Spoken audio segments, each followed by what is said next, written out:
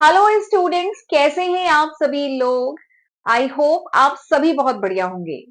And इस समय semester खत्म होने वाला है, नवंबर का महीना चल रहा है, सेमेस्टर खत्म होने वाला है एंड जल्द ही आपके जो सेमेस्टर एंड के एग्जामिनेशन है वो शुरू होने वाले हैं। तो इसी बात को ध्यान में रखकर मैं इस समय डिस्कस करा रही हूँ PYQ, प्रीवियस ईयर के जो क्वेश्चंस हैं डिफरेंट सब्जेक्ट के, वो इस समय मैं डिस्कस कर रही हूँ, ग्रेजुएशन एंड मास्टर्स के डिफरेंट सब्जेक्ट के। तो इसी सीरीज में आज बीकॉम का जो कॉस्ट अकाउंटिंग सब्जेक्ट है उसका 2024 का जो क्वेश्चन पेपर आया हुआ है वो आज के लेक्चर में हम डिटेल में डिस्कस करेंगे। ठीक है। कॉस्ट अकाउंटिंग सब्जेक्ट की मैं बात करूं तो कॉस्ट अकाउंटिंग की एक सेपरेट प्लेलिस्ट चैनल पे बना चुकी हूं जिसमें मैंने डिटेल में पूरा कॉस्ट अकाउंटिंग का सिलेबस कंप्लीट किया है। ठीक है। तो आपको वो लेक्चर वीडियोस देखने हैं तो वो प्लेलिस्ट रेफर करिएगा, लिंक मैं डिस्क्रिप्शन में दे दूंगी। तो वो आप पढ़ेंगे कॉस्ट अकाउंटिंग सब्जेक्ट के लिए, प्लस इसके साथ आप PYQ भी जरूर करेंगे। PYQ प्रीवियस ईयर के क्वेश्चन लगाना बहुत जरूरी है, चाहे आप ग्रेजुएशन के हैं, मास्टर्स के हैं या किसी कॉम्पिटेटिव एग्जाम की तैयारी कर रहे हैं। PYQ जरूर करके जाया करिए। ठीक है। अब आप कहेंगे इसका फायदा क्या है, मैं बताती हूँ। अभी इवन मैं आज 2024 का क्वेश्चन पेपर करा रही हूँ, 2023 का भी कराऊंगी, 2022 का भी कराऊंगी। तो आप देखिएगा कितने सारे टॉपिक्स ऐसे होते हैं जिन पे हर साल क्वेश्चन पूछा जाता है। कुछ फिक्स टॉपिक है जिन पे क्वेश्चन आना ही आना है। तो हम अगर PYQ करते हैं ना तो उससे हमें पूरा आइडिया लग जाता है कौन से इंपॉर्टेंट टॉपिक है, किन पे हमें फोकस करना है। एंड इसके साथ हमारा रिवीजन भी तो हो जाएगा।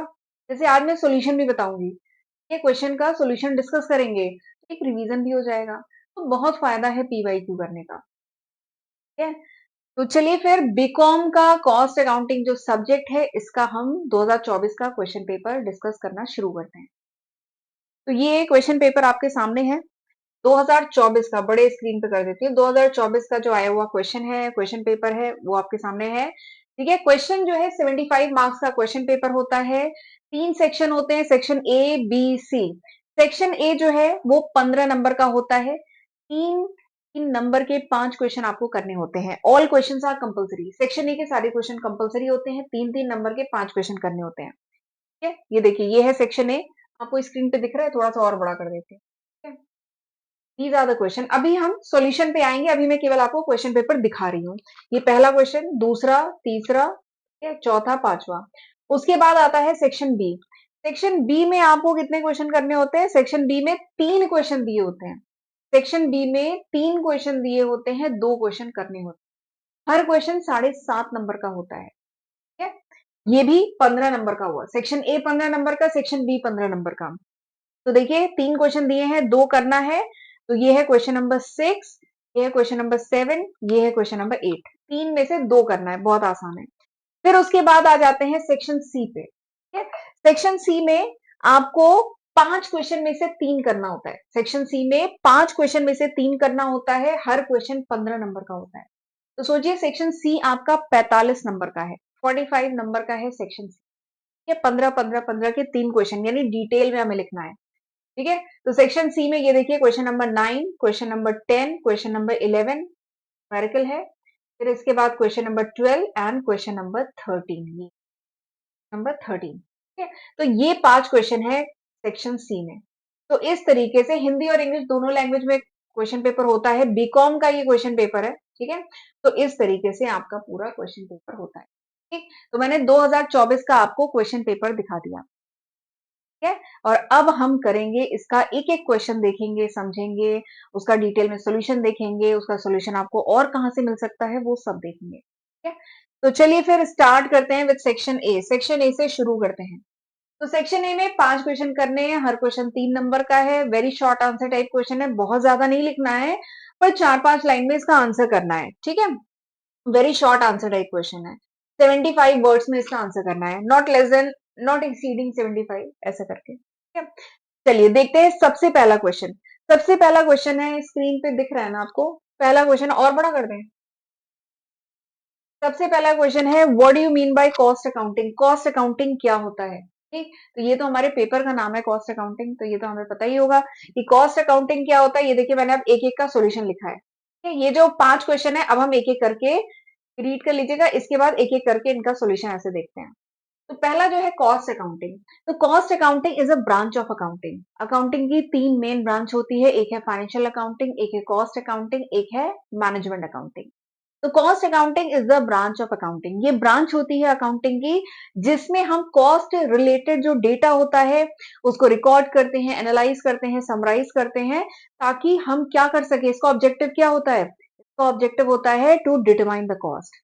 हम कॉस्ट को डिटरमाइन कर सके, कॉस्ट को कंट्रोल कर सके, कॉस्ट को रिड्यूस कर सके, सेलिंग प्राइस फिक्स कर सके। ठीक है, तो these are the different objective of cost accounting. And cost accounting में वी मेक कॉस्ट शीट। हम कॉस्ट शीट बनाते हैं जिसकी मदद से we calculate the cost of product और रेंडरिंग ऑफ सर्विसेज। अगर सर्विस रेंडर की जा रही है या कोई प्रोडक्ट मैन्युफैक्चर हो रहा है तो उसकी कॉस्ट ताकि हम निकाल सकें। ठीक है, तो दिस इज कॉस्ट अकाउंटिंग। सारी बातें आप लिख दीजिएगा, ये एक बार रीड कर लीजिए। ठीक, चलिए आगे बढ़ते हैं। एक बार स्क्रीनशॉट लेना है तो ले लें। ठीक है, आगे बढ़ते हैं। अगला क्वेश्चन ये देखिए, what do you mean by prime cost. अगला जो क्वेश्चन आया हुआ है क्वेश्चन पेपर में वो है what do you mean by prime cost. Prime cost क्या होती है? तो जब कॉस्ट शीट आपने पढ़ा है वहां पर मैंने पढ़ाया है, वीडियोस में है। ठीक है, प्राइम कॉस्ट डिस्कस की है। प्राइम कॉस्ट वैसे जब टोटल कॉस्ट के कंपोनेंट्स की हम बात करें तो सबसे पहला कंपोनेंट होता है prime cost. Prime cost is a combination of all the direct cost. जितनी भी डायरेक्ट कॉस्ट होती है उसका सम होता है। Direct material, direct labour, direct expenses का सम होता है प्राइम कॉस्ट। ठीक है, तो प्राइम कॉस्ट क्या है? सम ऑफ ऑल डायरेक्ट एक्सपेंसेस। जितने डायरेक्ट खर्चे होते हैं प्रोडक्ट के बनने में, सर्विस रेंडर करने में, उसको कहते हैं prime cost. Direct material plus direct labour plus direct expense. ठीक है, this is called prime cost. ठीक, चलिए तीसरे क्वेश्चन पे देखते हैं। तीसरा क्वेश्चन क्या है? Distinguish between ordering cost and carrying cost. Ordering cost और कैरिंग कॉस्ट के बीच में डिफरेंस बताइए। तो सबसे पहले तो ये बताइए कि ये कॉन्सेप्ट आपने सुना कहां पे है। ठीक है, तो बता दूं, ईओक्यू मैंने पढ़ाया है। EOQ is economic order quantity, यानी कितने यूनिट का ऑर्डर प्लेस करें एक बार में ताकि हमें क्या पड़े? इकोनॉमिकल, सस्ता पड़े। ठीक है, that is economic order quantity, EOQ. बहुत इंपॉर्टेंट कॉन्सेप्ट है, इसका ग्राफ भी बनता है, फॉर्मूला भी है, तीन मेथड है कैलकुलेट करने के। तो डिटेल में मैंने वीडियो में पढ़ाया है। ठीक है, तो आप जरूर रेफर करिएगा। यहाँ पे शॉर्ट में बता देती हूँ।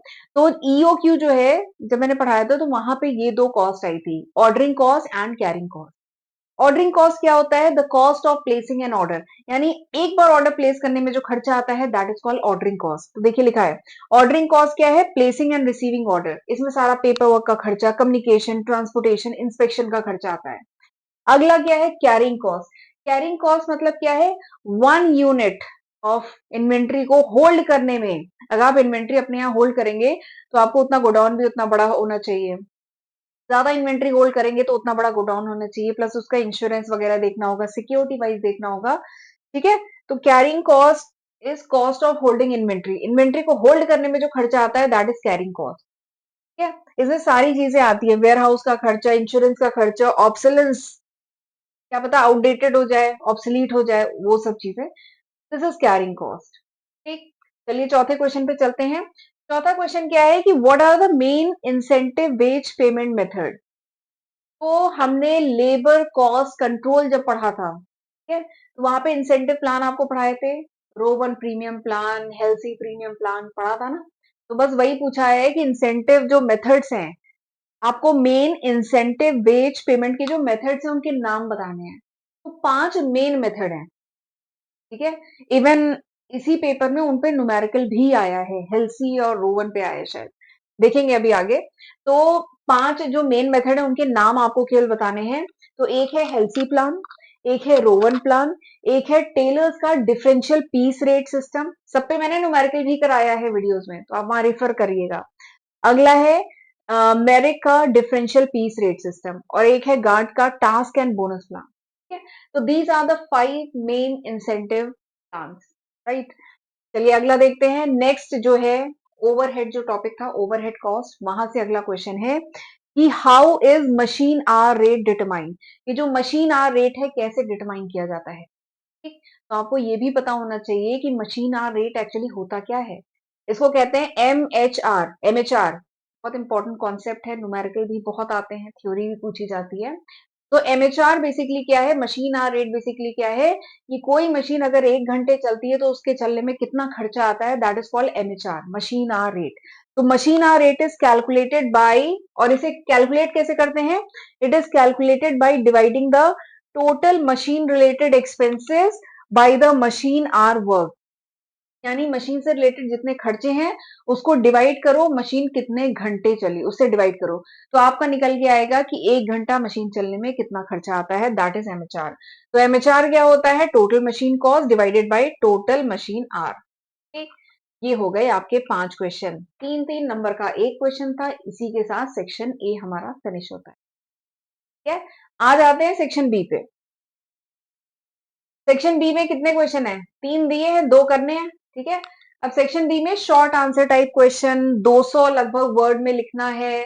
3 क्वेश्चन है, 2 करने हैं, 7.5 के 2 क्वेश्चन करने हैं। ठीक है, देखिए इसमें पहला ही थ्योरी क्वेश्चन मिल गया कि what is the meaning and objective of the process accounting and explain the concept of wastage. पहला क्वेश्चन है, चलिए इसका आंसर देखते हैं। ये है, प्रोसेस अकाउंटिंग क्या होती है और उसका वेस्टेज का कॉन्सेप्ट आपको बताना है।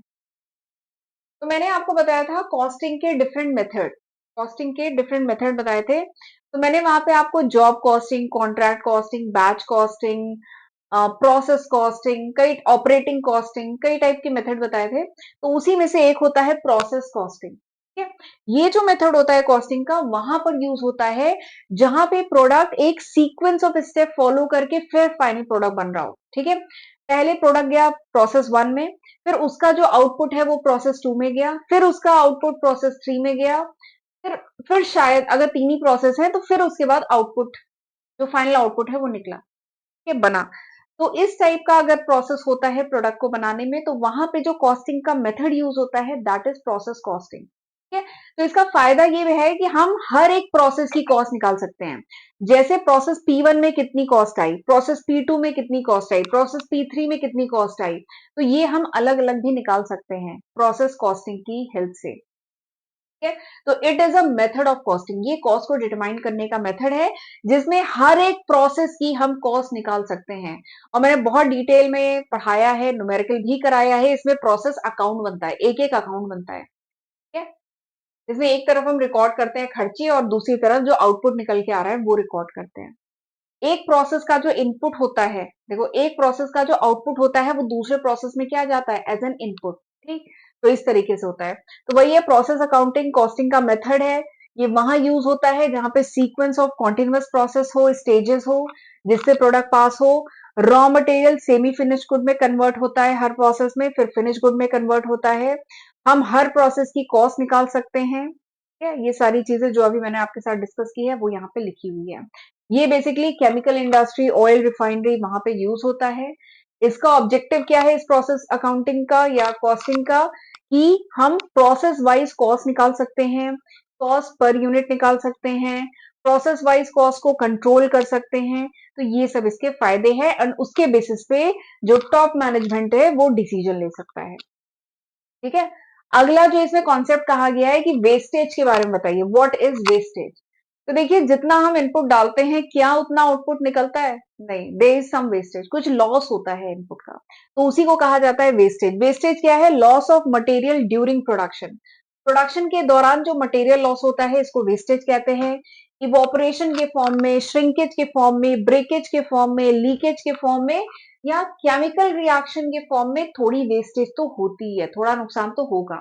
अब वेस्टेज दो टाइप की होती है, एक होती है नॉर्मल वेस्टेज और एक होती है, ये देखिए, वेस्टेज दो टाइप की होती है, एक नॉर्मल वेस्टेज होती है, एक एबनॉर्मल वेस्टेज होती है। ठीक, नॉर्मल वेस्टेज मतलब इतनी वेस्टेज तो होगी ही होगी, ये प्रोसेस का पार्ट है। ठीक है, पूरा 100% जो आप इनपुट डालते हैं पूरा 100% आउटपुट नहीं निकलता, तो कुछ वेस्टेज तो होनी है, that is called normal wastage. ठीक है, लेकिन उस नॉर्मल लिमिट के ऊपर अगर ज्यादा वेस्टेज हो रही है बिकॉज ऑफ सम फॉल्ट, शायद हमने तरीका गलत यूज किया, शायद आग लग गई, कुछ प्रॉब्लम हो गई, उसकी वजह से जो वेस्टेज होती है उसको कहा जाता है एबनॉर्मल वेस्टेज।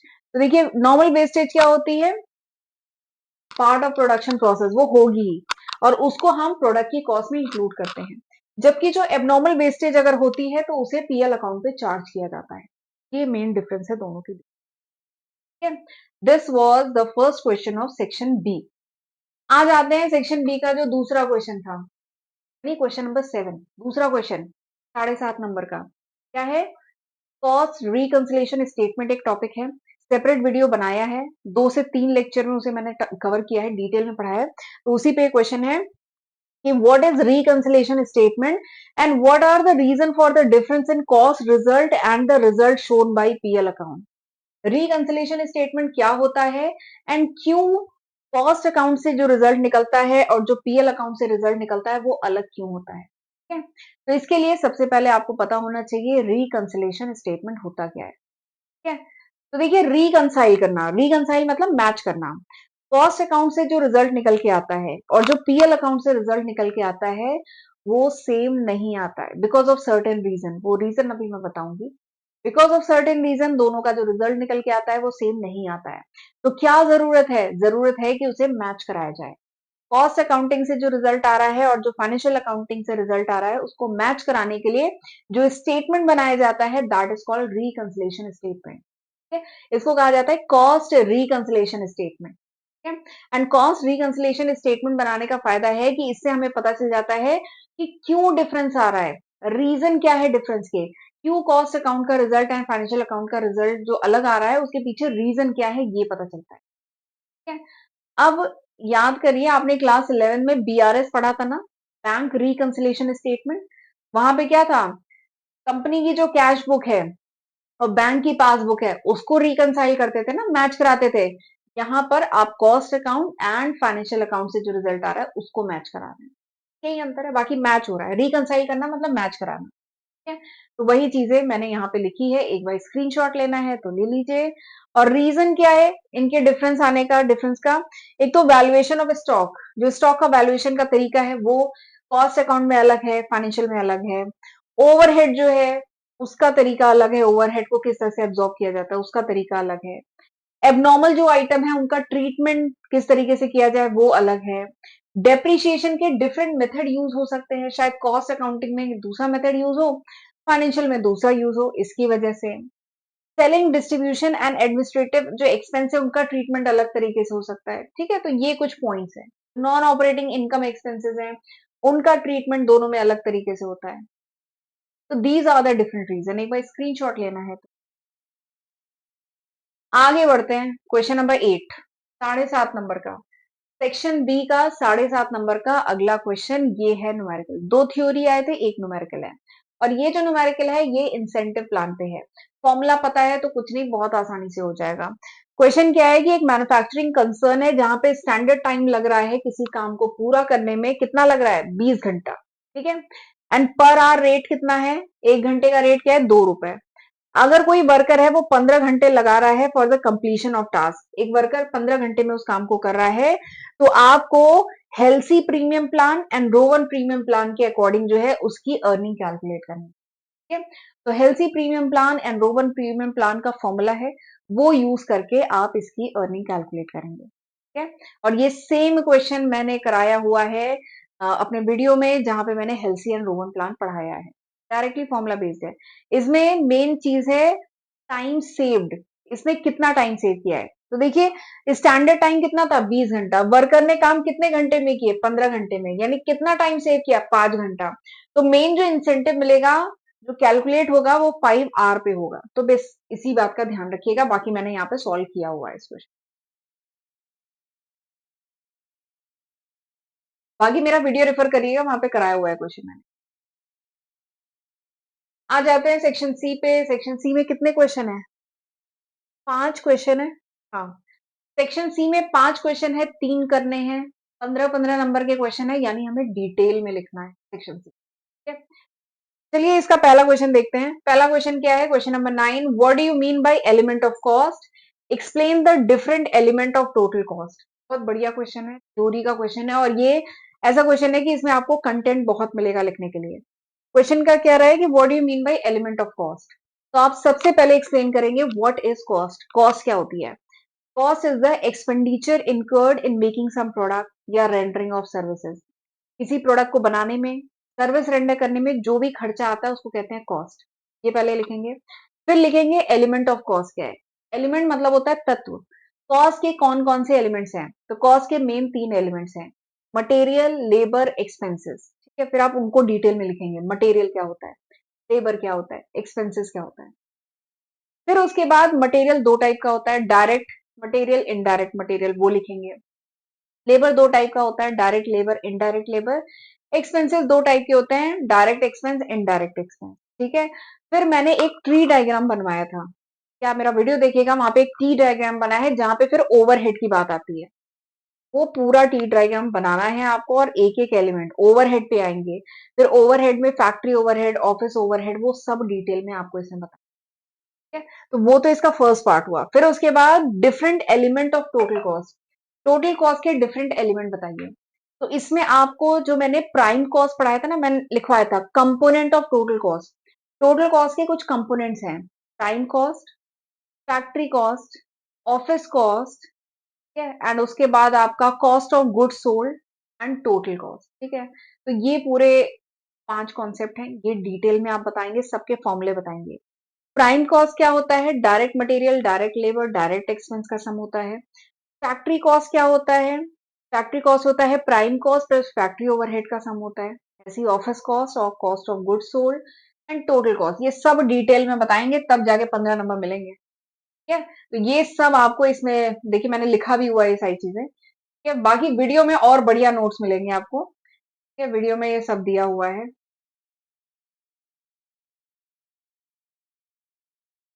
ठीक, ये पूरा लिखेंगे। आ जाते हैं अगले क्वेश्चन पे। अगला क्वेश्चन क्या है? क्वेश्चन नंबर 10, 15 नंबर का ये भी क्वेश्चन है कि what is work in progress. Work in progress क्या होता है? Method of computing profit on incomplete contract. Contract costing एक मेथड ऑफ कॉस्टिंग है जिसमें ये कॉन्सेप्ट आया है वर्क इन प्रोग्रेस का। वर्क इन प्रोग्रेस का मतलब है कि work is not yet completed, काम अभी पूरा नहीं हुआ है। ठीक है, इज इन प्रोसेस, ये प्रोसेस में है। तो वर्क इन प्रोग्रेस क्या है ये बताना है, और कौन से मेथड, अगर इनकम्प्लीट कॉन्ट्रैक्ट है तो कौन से मेथड्स हैं ऑफ कंप्यूटिंग द प्रॉफिट, ये आपको बताना है।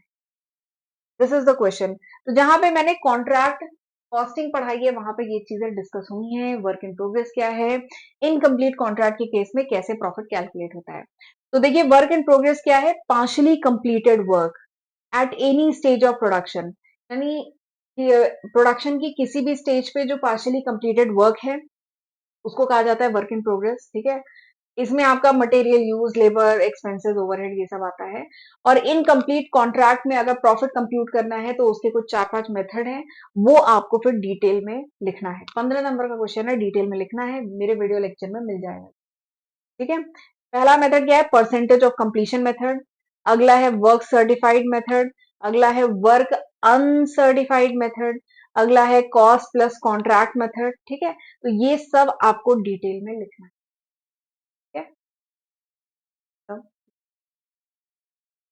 तो ये आगे बढ़ते हैं अगले क्वेश्चन पे। अगला जो क्वेश्चन है ये प्रोसेस कॉस्टिंग पे क्वेश्चन है, और इस क्वेश्चन के जैसा ही क्वेश्चन मैंने प्रोसेस कॉस्टिंग में सॉल्व कराया है उस वीडियो में। ठीक है, वहां पे भी इसमें क्या है, 3 अकाउंट बनेंगे, एक प्रोसेस ए का अकाउंट, प्रोसेस बी का अकाउंट, प्रोसेस सी के 3 अकाउंट बनेंगे। ठीक है, क्वेश्चन एक बार बताती हूँ। The finish good of a factory passes through 3 processes name A B C. एक फैक्ट्री है जहां पे जो फिनिश गुड बन रहा है वो 3 प्रोसेस से पार होके वो फिनिश गुड में बनता है। ठीक है, the production of each process is passed on to the next process. जो भी आउटपुट होता है एक प्रोसेस का वो दूसरे प्रोसेस में पास ऑन होता है। From the following figure show the cost of each process. आपको कुछ डिटेल दी गई है, कुछ खर्चे दिए गए हैं, कुछ कॉस्ट दी गई है, उसकी मदद से आपको कैलकुलेट करना है कॉस्ट ऑफ ईच प्रोसेस, यानी हर एक प्रोसेस की कॉस्ट कैलकुलेट करनी है। ठीक है, देखिए आपको खर्चे दिए गए हैं, material, wages, work on cost, general expenses, production and opening stock and closing stock. ये आपको प्रोसेस ए का, प्रोसेस बी का, प्रोसेस सी का आपको दिया है, एंड इसकी मदद से आप कैलकुलेट करेंगे क्या, क्या कॉस्ट ऑफ ईच प्रोसेस, हर एक प्रोसेस की कॉस्ट निकालेंगे। तो इसके लिए आपको 3 अकाउंट बनाने होंगे, प्रोसेस ए का अकाउंट, प्रोसेस बी का अकाउंट, प्रोसेस सी का अकाउंट, वहां से ये निकलेगा। ठीक है, ऐसा क्वेश्चन मैंने कराया हुआ है अपने वीडियो में, आप उसको एक बार रेफर करिएगा। आगे बढ़ते हैं। अगला क्वेश्चन ये किस टॉपिक से है? कॉस्ट शीट का क्वेश्चन है ये जो अगला क्वेश्चन है क्वेश्चन नंबर 12 कॉस्ट शीट का है, पर ये अच्छा क्वेश्चन है। इसमें डायरेक्टली आपको कॉस्ट निकालने के लिए नहीं कहा गया है। इसमें क्या है, प्रॉफिट दिया है, कॉस्ट निकालेंगे आप और तब जाके इसमें सेलिंग प्राइस पूछा गया है। मतलब कॉस्ट तो निकालनी है बट कॉस्ट पूछा नहीं गया, this is not answer, selling price पूछी गई है। देखिए बताती हूँ question. The following figures have been obtained from the cost record of Prince manufacturing company for the year ending 31 March 2013। कुछ फिगर्स आपको दिए गए हैं। ठीक है, एक कंपनी है प्रिंस मैन्युफैक्चरिंग कंपनी, 31 मार्च 2013 के कुछ फिगर आपको दिए गए हैं, उसका कॉस्ट रिकॉर्ड का डेटा आपको दिया गया है। कब का है? 31 मार्च 2013। ठीक, मटेरियल की कॉस्ट दी गई है, लेबर की कॉस्ट दी गई है, फैक्ट्री ओवरहेड दिया गया है, एडमिनिस्ट्रेशन ओवरहेड दिया गया है, सेलिंग एक्सपेंस का खर्चा दिया गया है, डिस्ट्रीब्यूशन एक्सपेंस का खर्चा दिया गया है, प्रॉफिट बताया गया है। ठीक है, जो फाइनेंशियल ईयर 31 मार्च 2013 को खत्म हो रहा है उसमें प्रॉफिट का खर्चा प्रॉफिट बताया गया है, प्रॉफिट प्लस ये सारी कॉस्ट बताई गई है। ये प्रॉफिट काम का फिगर है, ये लास्ट में हमें यूज में आएगा। ठीक, अब देखिए इसके आगे क्या कहा जा रहा है। इसके आगे कहा जा रहा है the work order has been executed in April 2013। फिर उसके बाद अप्रैल 2013, मार्च में एक फाइनेंशियल ईयर खत्म हुआ, फिर अप्रैल से एक वर्क ऑर्डर एग्जीक्यूट हुआ, एक नया काम शुरू हुआ जिसमें मटेरियल की वैल्यू थी 8,000, wages 5,000 have been incurred, factory overhead based थी डायरेक्ट वेजेस पे, administration selling and distribution expenses based थी फैक्ट्री कॉस्ट पे। आपको एज्यूम करना है that the rate of factory overhead जो है हैज गॉन अप बाय 20%, कि जो रेट ऑफ फैक्ट्री ओवरहेड है 20% से बढ़ा, डिस्ट्रीब्यूशन जो चार्जेस थे वो 5% से डाउन हुए, सेलिंग एंड एडमिनिस्ट्रेशन चार्जेस वो 10% से बढ़ गए। ठीक है, ये सब इंफॉर्मेशन दी है। अब काम की बात कि आपको कैलकुलेट क्या करना है। फिर इसमें कहा गया है एट व्हाट प्राइस, किस प्राइस पे should the product be sold, यानी आपको सेलिंग प्राइस निकालनी है। एक बार पेन ले लेती हूँ।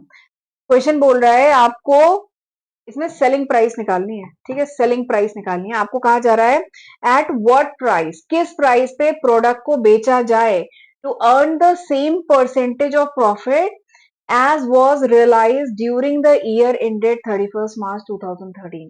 आपको सेलिंग प्राइस निकालनी है कि प्रॉफिट जो है वो वही हो, प्रॉफिट जो अभी ऊपर आपको दिया गया था प्रॉफिट वही हो, तो आपको सेलिंग प्राइस निकालनी है। ठीक है, तो हम जानते हैं जो हमने क्लास 4-5 में प्रॉफिट का फॉर्मूला पढ़ा है, प्रॉफिट क्या होती है? Selling price minus cost price, यही होता है प्रॉफिट। तो प्रॉफिट आपको दिया गया है, सेलिंग प्राइस आपसे पूछा जा रहा है, तो कॉस्ट अगर आप निकाल लेंगे तो काम हो जाएगा ना, ये दिख रहा है ना बोर्ड पे। ठीक है, कॉस्ट निकाल लेंगे तो काम हो जाएगा। ठीक है, तो मेन आपको कॉस्ट निकालनी है, उसके लिए बनेगी कॉस्ट शीट।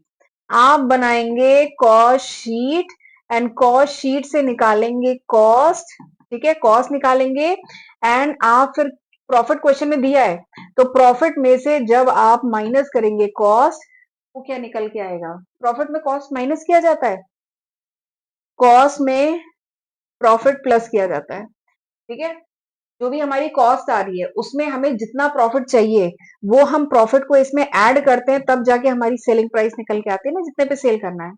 तो कॉस्ट आप निकालेंगे कॉस्ट शीट से एंड प्रॉफिट क्वेश्चन में दिया है, दोनों को जोड़ेंगे तब आपको निकल के आएगा कि किस प्राइस पे इसको सेल करना चाहिए।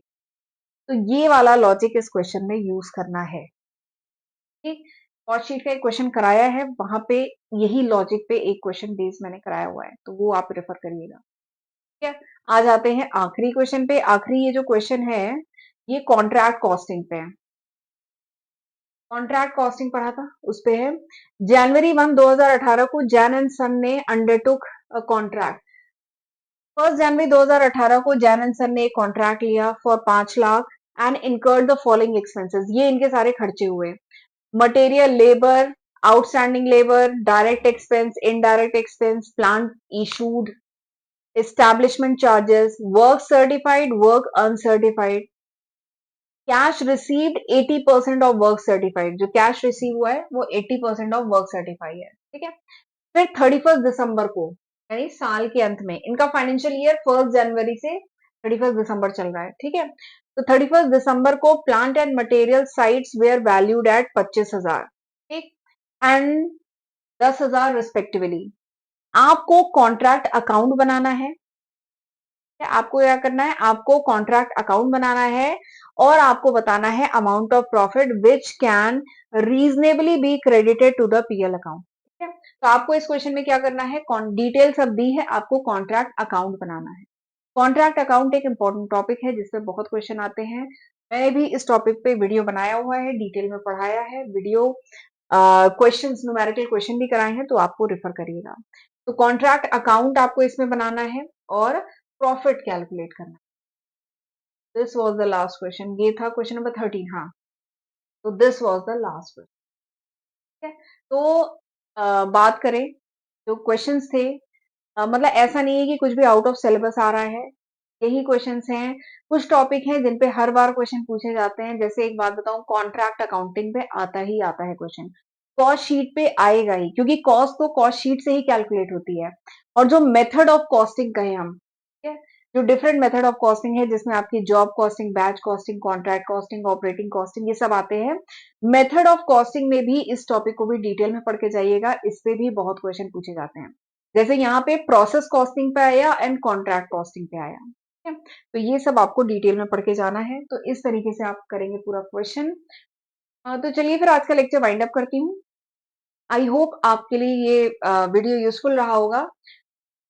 तो प्लीज मुझे कमेंट सेक्शन में बताइएगा कि ये लेक्चर आपके लिए यूजफुल था कि नहीं था। और अभी तो मैंने 2024 का क्वेश्चन पेपर डिस्कस किया है, आगे मैं 2023 2022 का भी लाऊंगी। तो प्लीज मुझे कमेंट सेक्शन में बताइएगा कि क्या मैं 2022 2023 का क्वेश्चन पेपर सॉल्व कराऊं। क्या ये आपके लिए यूजफुल था, तभी मैं लेके आऊंगी, अदरवाइज कोई फायदा नहीं है।